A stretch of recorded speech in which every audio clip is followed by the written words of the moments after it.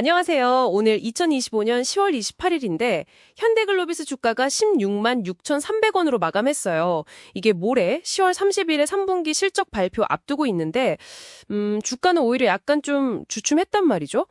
마침 당신이 공유해주신 그 투자 분석 보고서가 딱 있네요.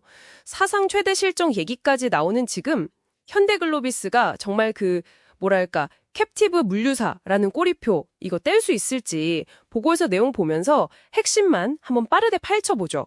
당신만을 위한 현대글로비스 딥다이브 지금 바로 시작합니다. 오늘은 현대글로비스의 그 수익구조 핵심 그리고 시장이 주목하는 포인트 3가지 마지막으로 목표 주가 19만 원 이게 진짜 가능할까 한번 따져볼게요. 자, 우선 사업 구조부터 좀 봐야겠죠? 현대글로비스가 크게 보면 물류, 해운 그리고 유통 이렇게 하잖아요. 근데 겉으로 2분기 매출 비중만 보면 유통, 그러니까 해외 공장에 부품 공급하는 거요. 그게 거의 절반, 48%이던데 이게 근데 다가 아니죠. 네, 맞습니다.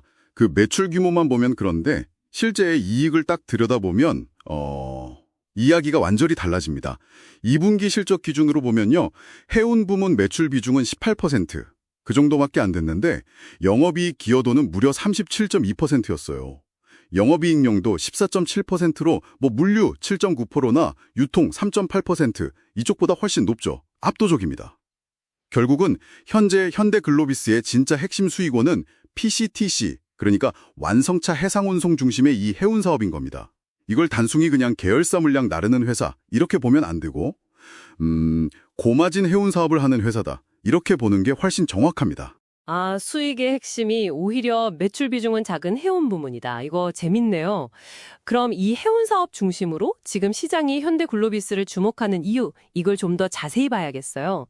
첫 번째 포인트는 역시 그 PCTC 시장의 엄청난 호황, 그리고 비계열 물량 확대, 이거든요. 네, 맞아요.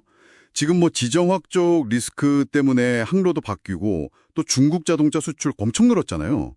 이런 게 막 겹치면서 PCTC 운임이 역사적으로 높은 수준이에요. 현대글로비스가 이 기회를 잘 잡아서 현대차 기아랑 5년 장기 운송 계약 맺을 때 달러 기준으로 무려 65%나 올렸어요. 금액으로 치면 총 6조 7천억 원 규모죠. 이게 뭘 보여주냐면 지금 시장에서 현대글로비스가 얼마나 강력한 협상력을 가졌는지 이걸 딱 보여주는 거죠. 와, 65% 인상이라니 엄청나네요, 진짜.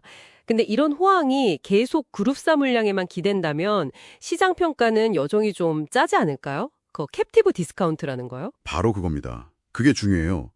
그래서 현대글로비스도 여기에 그냥 만족하는 게 아니고 이 호황을 딱 발판 삼아서 수익성 높은 비계열 물량 있잖아요. 예를 들면 중국 OEM 물량 같은 거? 이런 걸 지금 공격적으로 확보하려고 하고 있어요. 보고서 추정치 보니까 2분기 비계열 해운 매출이 작년 같은 기간보다 38%나 늘었다고 해요.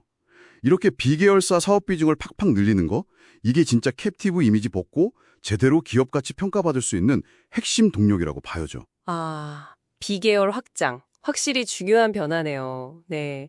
그럼 두 번째로 주목할 점, 지배구조 개선이랑 주주환원 기대감, 이것도 있군요. 네. 예전에는 사실 그룹 지배구조 관련 이슈가 좀 리스크 요인이었잖아요. 근데 최근에 분위기가 좀 달라졌어요. 국민연금이 지분 보유 목적을 단순 투자에서 일반 투자로 바꿨거든요. 이게 뭐냐면 앞으로 배당을 늘리라거나 지배구조 개선하라거나 좀 더 적극적으로 주주활동에 나설 수 있다. 이런 신호로 볼 수 있는 거죠.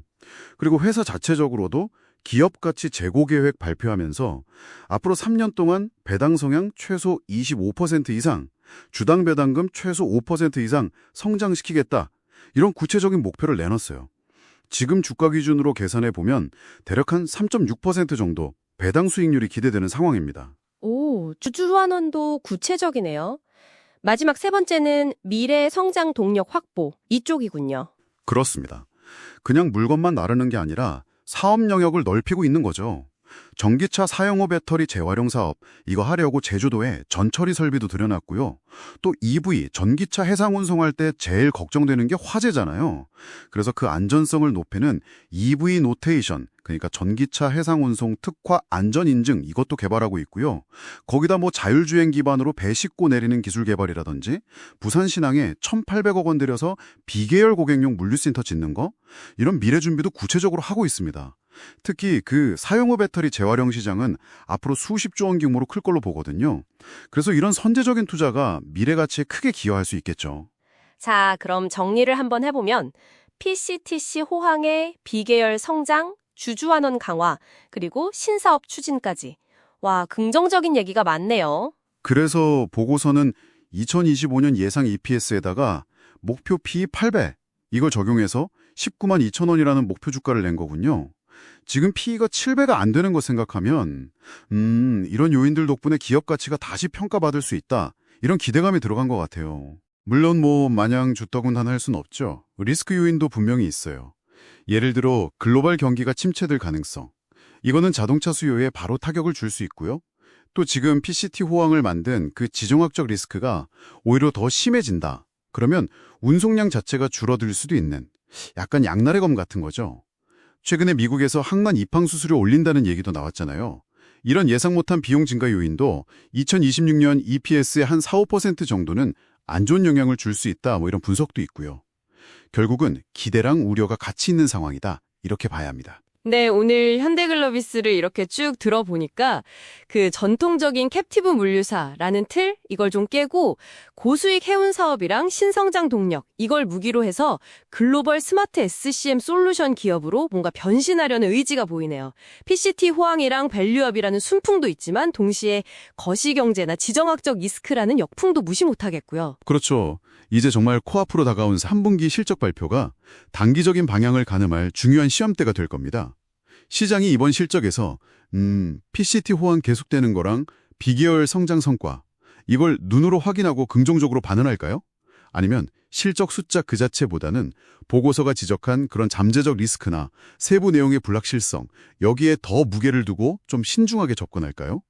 현대글로비스의 이 변신 스토리, 당신은 얼마나 설득력 있다고 보시는지 한번 잘 곱씹어 볼 만한 질문인 것 같습니다.